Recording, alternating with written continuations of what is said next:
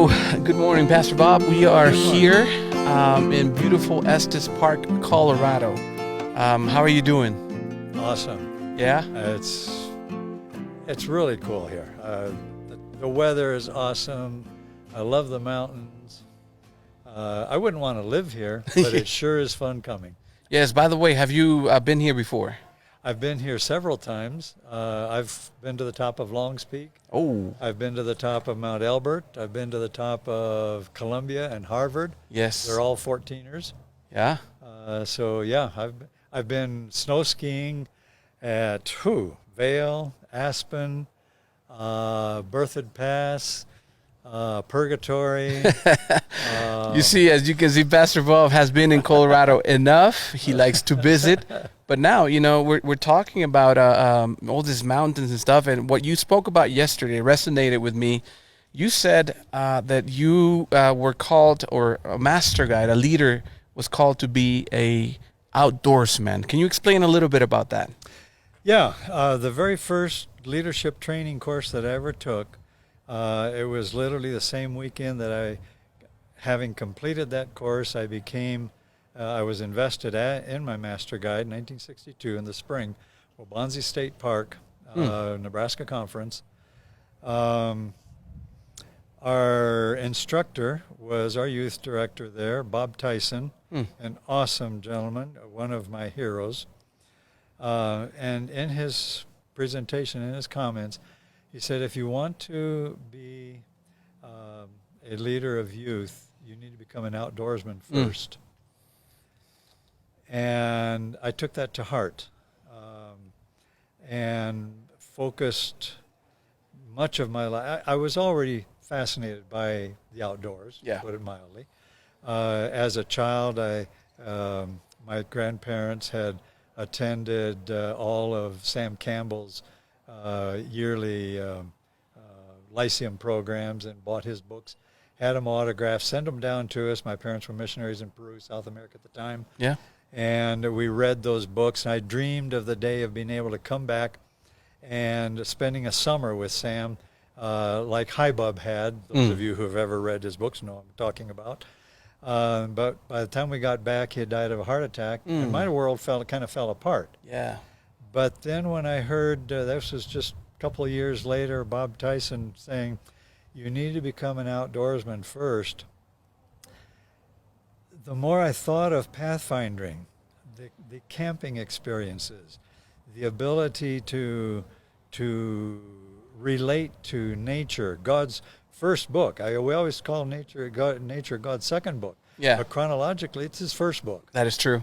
He gave his first book in beautiful living color, but we've rejected it, and so he had to come and present it to us in black and white, and that's the Bible. But the Apostle Paul is very clear. Everything that can be known about God can be known through his creation. Yes. And so I'm really, I'll be blunt. Be blunt. I'm retired. Nobody can do too much. All you can always do is bleep things out here, But we talk a lot about, I believe in God, he's a great creator and all that. And yet when it comes to relating to his creation, oh no, there are bugs that bite out there. There's mosquitoes. There's snakes, spiders. Ooh, I hate. And we teach our kids that. And when kids come to, oh boy, here we go. When kids come to summer camp and take my nature classes, I teach the Pathfinder Honors. Yes. For me, the only reason to come to summer camp really is to work on Pathfinder Honors that you can't get at Pathfinder Club. Look at that. And so I teach all of the nature honors during summer camp. Hold on, right there. Did you hear that, everybody? Pathfinder is being taught at summer camp. That is something that many of us didn't think about, but they can be done. So expanding that just a little bit, how many kids are going to get their lapidary honor if they don't go to summer camp? Clubs can't afford all the lapidary equipment. Summer camp should have a room that is full of lapidary stuff, where they can cut and polish rocks to their heart content and get their lapidary honor. Yeah.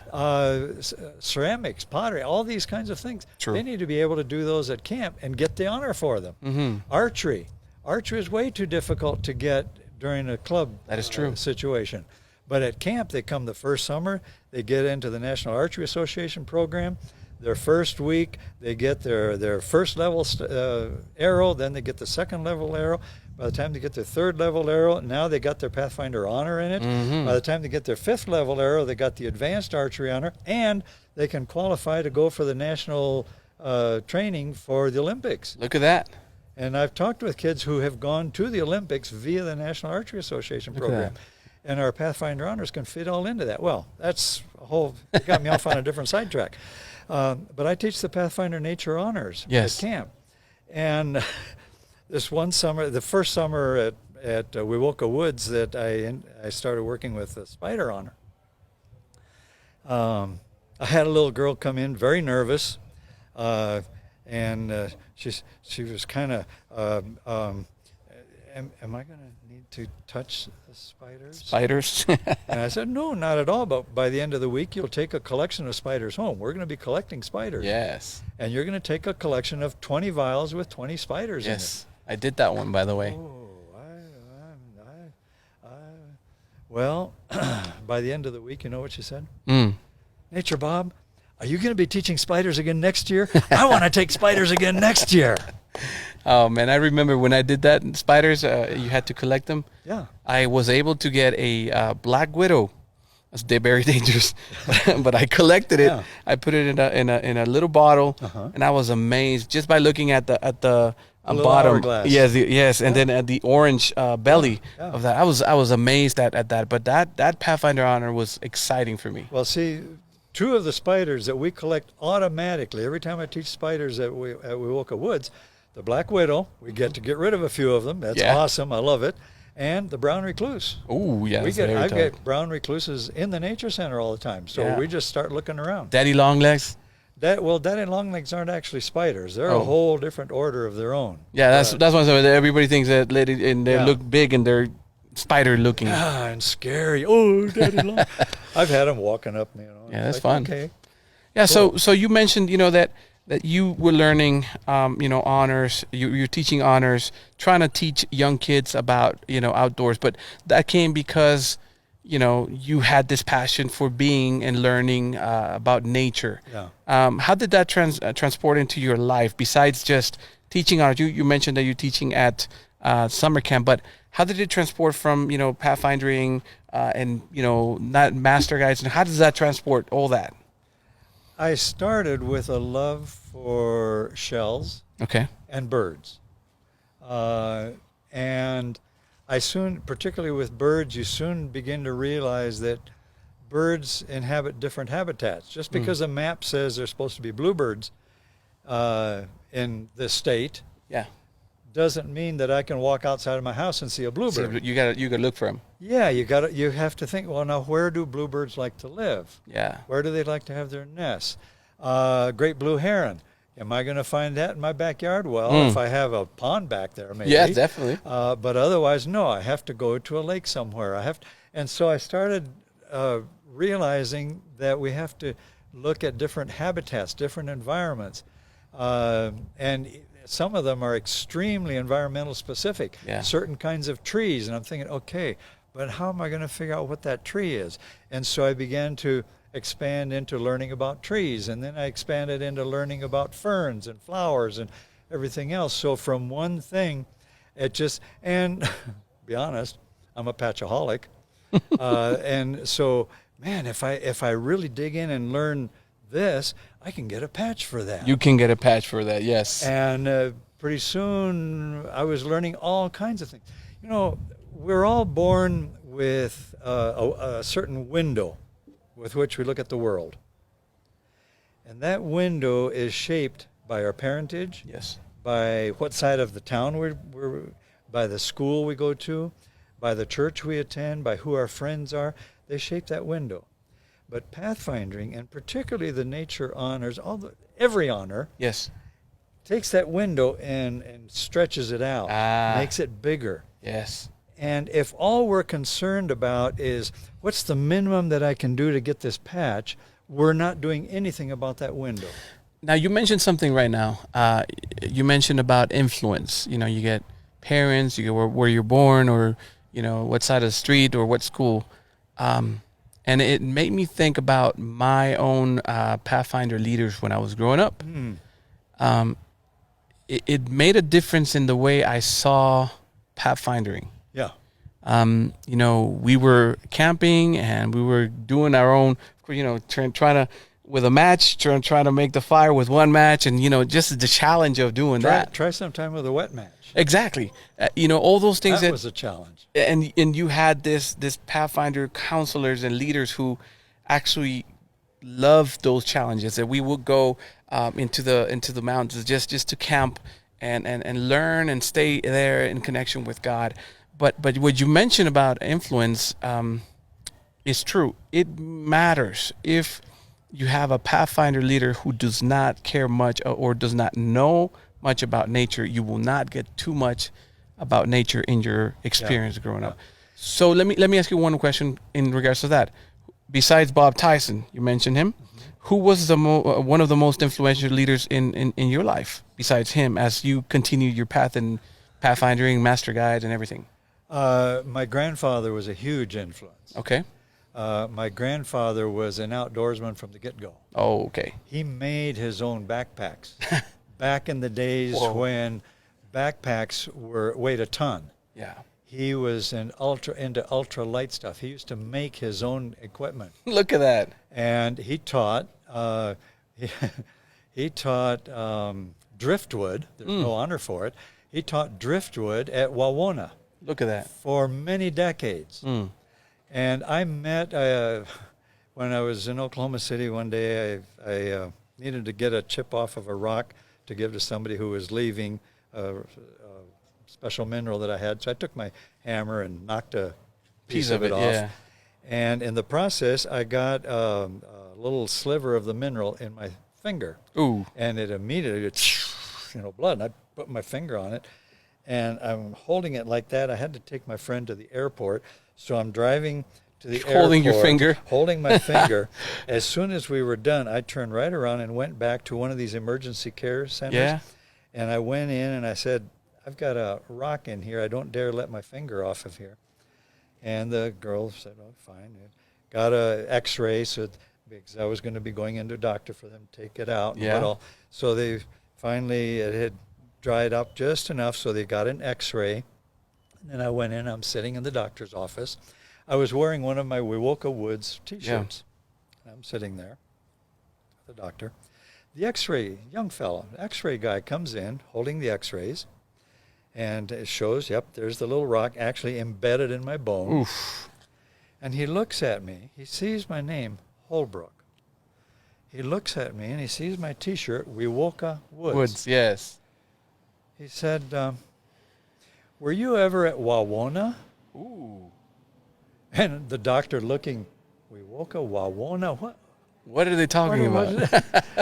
And I go, well, yes, I was there one summer when I was a kid. Now, for those of you who are watching and listening, Camp Wawona. Camp Wawona. There is an Adventist camp in Central California. Beautiful. Where is it located, by the way? Inside Yosemite National Park. Can you imagine? Awesome place. And Wewoka is? Wewoka is in Oklahoma. There you go. And so he said, and I said, but my grandfather worked there for several decades. Yeah. The little short red-headed guy, that's him.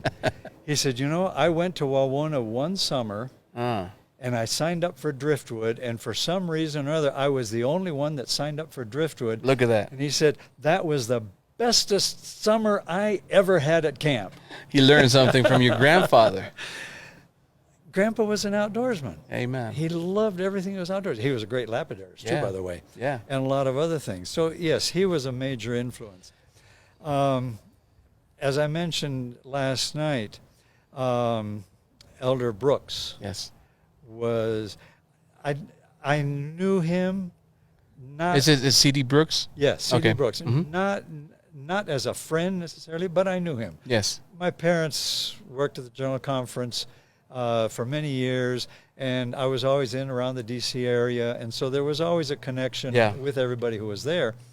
When he came to Wisconsin, I was youth director in Illinois at the time, and I went up for the leadership training. I took a group from our Illinois Pathfinder leadership up there for that, and he made a statement there that I have never forgotten, and I'm glad to know as I've been this morning associated. We heard it. A number of people have saying, I wrote that down, and that is my mantra from here on out. There you go. Amen. You can't teach what you don't know. You can't lead where you won't go. Yes, sir.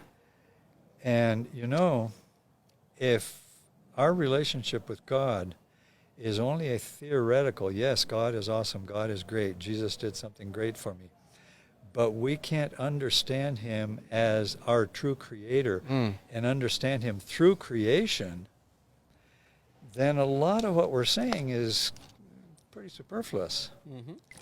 We really don't understand our creator. Yes. We really don't connect with him. And so how can we show people? Christ was very clear. He said, the gate is narrow. Few there are that find it. Uh-huh. The road, the trail is narrow. You can fall off either side real easily. Yeah. How can we show our kids to the kingdom if we don't really know where that gate is, except in theory? Yeah. That's something to think about. And that's C.D. Brooks' quote. You know, it's legendary for a reason. And God inspired him to say that. Now, we talk about leadership, and you mentioned last night that you had been, out of the 100 years of the Master Guide ministry, we started Master Comrade, became Master Guide, you have been part of it for 60. Yes. What type of journey have you seen from those 60 years, from where we were, Master Guides, and when you started, until today? What have you seen develop, or what have you seen get worse? I hope it's not worse, but what have you seen? Oh, I kind of wish you wouldn't have brought that question up, because... Look, Pastor Bob, we are here to open it up. Why? Because we're looking for a vision, a renewed vision, or a restored vision for what Master Guy should be. And so lay it all out. You know, when I was at the General Conference, I was asked to put something together for senior youth, because everywhere we were going, senior youth were kind of the abandoned part of youth ministry. Exactly. And so I looked at a number of different things that have been going on. In some of the European countries, they have the companions. Yes. In Argentina, they have the centinelas. Yes. In Dominican Republic, they had, I forget what they call them now. But as I looked at their formats, in one area they were strong in one thing, in another area they were strong in something else. None of them had a total package that goes for senior youth, and so by default, many were going into establishing Master Guide clubs, to the point where I know in one country where I went to visit, there were more Master Guides than there were Pathfinders. Yes. And nothing against that. Those individuals who have gone through that program have certainly had their life enriched, no ifs, ands, or buts about it, but they're not the least bit interested in connecting to the junior youth. Yes. Now, when the Comrade and Master Comrade first came out back in 1922 on into the 40s, they had a Comrade Band, which was a senior youth organization that dealt with the Comrade, our current guide, and the Master Comrade, our current Master Guide. A little bit in a way, kind of like our TLT program. Yeah. Our Team Leadership Training. Something kind of on that order. Similar, yeah. But then, in fact, my grandfather became a Master Comrade. and a youth director. There you go. He was a youth director in the South Wisconsin Conference. Oh, wow. There was a South Wisconsin There conference? was a South and North Wisconsin Conference. Look at that. And when they merged the two conferences, they asked him to be the Bible teacher at Bethel Academy. Okay. But my grandfather, during those years, as youth director there, also had the very first youth camp for Illinois as well as for Wisconsin. Within 2-3 years of the famous Town Line Camp that was held in Michigan, 1925, I think it was. Oh, we're talking 1925. You're talking history here. Yes. Almost 100 years ago. Yes, this goes back a ways.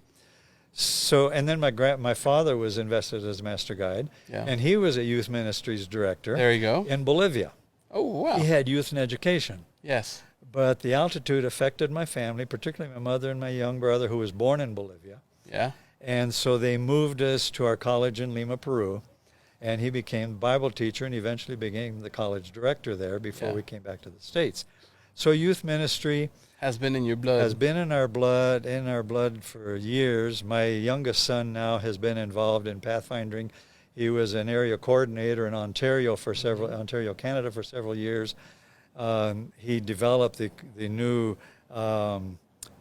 Lego design, Lego building honor. Yes. And if you think you like Legos out there, folks, you ain't seen nothing.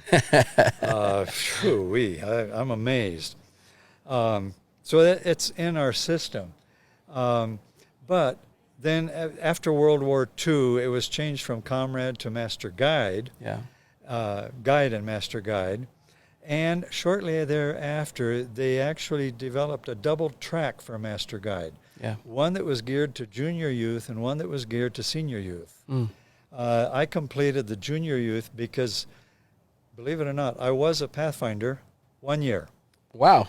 The year we came back from overseas, I was 15. And for my 8th grade year, I was a pathfinder. Leroy Field was the Pathfinder Club director. College View Trailblazers, for those of you in Nebraska. College View Trailblazers, that was my club. Yes. As a club, we attended the first Central Union Pathfinder Camporee, Pathfinder Camporee, right close here in Colorado, in Glacier View Camp. Glacier View Ranch, yeah. Where I met Lawrence Skinner. Oh, okay. And a number of others. Yeah. He was the World Pathfinder Director at the time. I sat at his feet. I listened to him with the spiritual messages.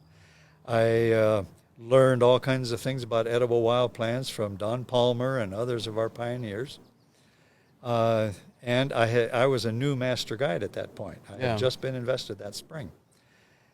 And one of the requirements to attend that camporee was that you had to be ready to be invested in at least one of the now fairly new advanced classes, Trail Friend, Frontier Companion,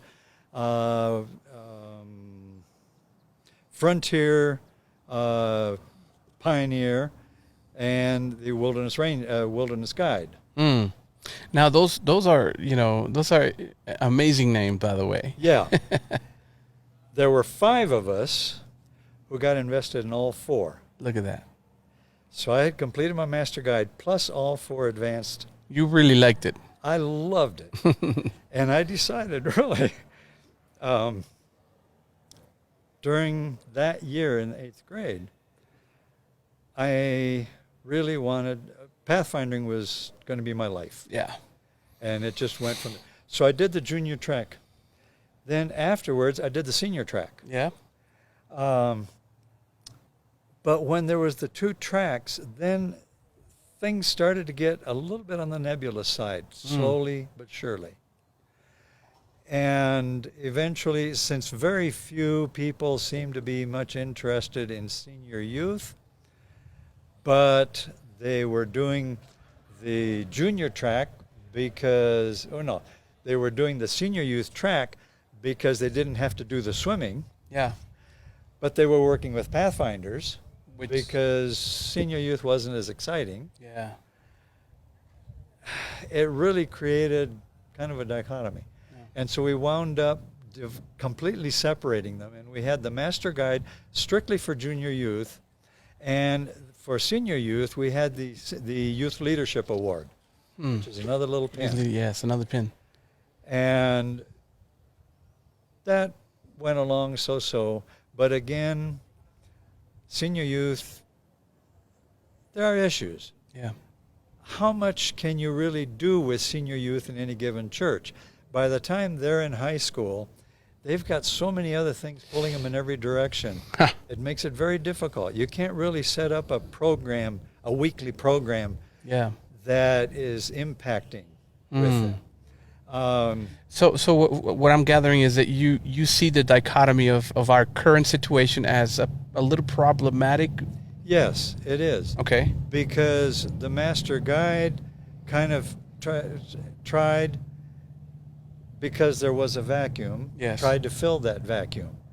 And it is doing it fairly well, except for the fact that it really is no longer training junior youth leaders. Oh, okay.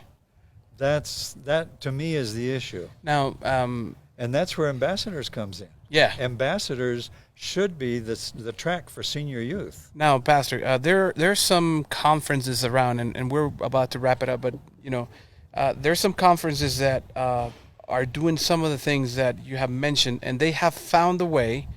TLT is one addition that can help in that youth development, right? But there's some other conferences who have found a way to utilize Master Guide ministry to implement a leadership development for youth. Let me just tell you one example. Last camporee that I went to Texas last year, I was meeting with a club, and all of them were under 30. All the master guides in training, and they had young master guides in training, 17, 18 years old. Yeah. And the director was 24. And she had been the director of the Master Guide Club since she was 19. Then she had taken over her brother, who was director for about 3 years, and he was under 22 when he was a Master Guide director. Yeah. And then he had taken over from his cousin. It was a family affair, but at the same time, it was a bigger church. But she had been in her early 20s. She had been the Master Guide director too. So, in a way, they have learned that. And this is one thing. They not only do Master Guides, they have a strong Pathfinder club. There's bigger than the Master Guide Club. Good. And they have a strong adventure club. And most of it, because this is what they said, because we are here, we're also, the other ones go and serve in the Pathfinders and the adventures. Yeah. So they have found ways to model what Master Guide, in my mind, should be, developing leaders that are young. Not everybody does that, though. Yeah, and that is really what we should be doing. Okay. If we have a Master Guide Club, they should be the leaders of the Pathfinders and Adventurers. Yes. Now, what happens too often, and I'm sure you're familiar with some of these, where you have a Master Guide Club, it's exciting because this church, a medium-sized church, might have a Master Guide Club of 20, 30 people in it. Yep. And it's exciting. Mm-hmm. But where's their leadership going? Yes. Their Pathfinder Club might have 6 kids in it. Yeah. Adventure Club might have 8 or 10 kids in it. You can't have 30 senior youth running 6 or 7 kids, doing anything with that. This is where then they need to see, you know what? That church on the other side of town, they don't have a Pathfinder Club. Let's go and get them going on a Pathfinder Club. Let's finish with this story. And thank you for staying with us for all this time. I love hearing the stories from Pastor Bob. But you mentioned that you did not share this yesterday, that you went off track of the notes. Yeah. But you were talking about the story about training and what happened to the Master Guides after. You mentioned that. In our little group there. Yeah, the little group. So please set it up, because the people who did not hear yesterday, what happened? What was the setup, and then what happened? Because it goes exactly with what you just said. At the end of the year, most of those 30 had completed their Master Guide. They were invested. Mm-hmm. Part of them stayed with the Miraflores Church, and we reactivated a club that had been dead almost 20 years. Oh, wow. 20 years. And to this day, that club is still going strong. Amen. The others said, we're not really needed here, but Lima has, at that time, 30, 40 churches. Yes. Now it's a whole conference. I don't know how many churches they have. Yes. they said, let's go out to all these other churches and get clubs started. Wow. And so they literally just scattered all across the city. Now, they were still members at Miraflores. They would still attend church there. Yeah. But come Sunday morning, they were out in all the other churches. Wow. Organizing Pathfinder clubs and doing the leadership training themselves with the local churches. Yes. And then they would carry on. What I had taught them to do was, first thing you do, get your uniforms, set up a program, and then invite the kids to come and sign up for the club. Wow. So they would go out to a church. They would, during church service, they would say, we need any and all senior young people interested in working with Pathfinders to meet us right after church. Wow. And they would run all afternoon. This is what we want to do. By next week, every one of you that want to work with this club need to have your uniforms. By next week. Look at that. Next week we'll come and we will start setting up a program. And they did it on a blackboard just like I did, where there were 3 months at a time and you set in a whole program for the year. And then they said, now next week we will come and we will invite all of the kids to come and join us. And so they had registration and they explained the whole year's program and what the costs were for this and costs were for that. And then they stayed on for a year as interim leaders while the new leaders were learning from them, from my master guides, how to run things, how to do things. And then at the end of the year, they were off and running on their own. And they my would go, team would go to other churches. Oh, Pastor, come on. You're if this is not Master Guide Leadership Development, I don't know what that is. So listen, everybody, we're done. Pastor Holbrook, thank you so much for your stories. This one just closes the whole conversation today, because Master Guides, if you're not out there trying to help the church, and it may not be your church because your help may not be needed. If you're just wearing the Master Guide uniform just because you have it, but you're not doing anything else, you got to revisit that. You got to refocus on what the true mission of Master Guides and ministry is. Did you hear that story? They went out to a church that needed help. They worked for a year developing leaders. And after that leadership was established there, they went to another church. They were always working, always doing something. And Pastor Bob, I think that's what we need to get back to. That's what we need to get back to. So we thank you so much, Pastor Bob, for your time. And we will have many other conversations, hopefully from here until tomorrow. You're leaving tomorrow? Yes, tomorrow morning. Hopefully in the afternoon we can record another one. But thank you so much for your thoughts on this and your experience, because it shares with us and the viewers and the ones who are hearing us how God has led in your life, and the experience that you have is full of wisdom and experience that can help our Master Guides to realize we need to get back to the basics of what Master Guide is, which is a ministry of reaching out to others. So thank you so much, Pastor Bob. Thank you so much for your time. Thank you for having me. Yes, and thank you for your message. If you missed the message, check it out on YouTube. We have that message. That quote was epic. A lot of people. Just check it out. There's going to be the information on the bottom of that this video, and you will find that link to that message of Pastor Bob in the first session of Master Guide Convention. Thank you so much. God bless you. We'll keep chatting on the next one.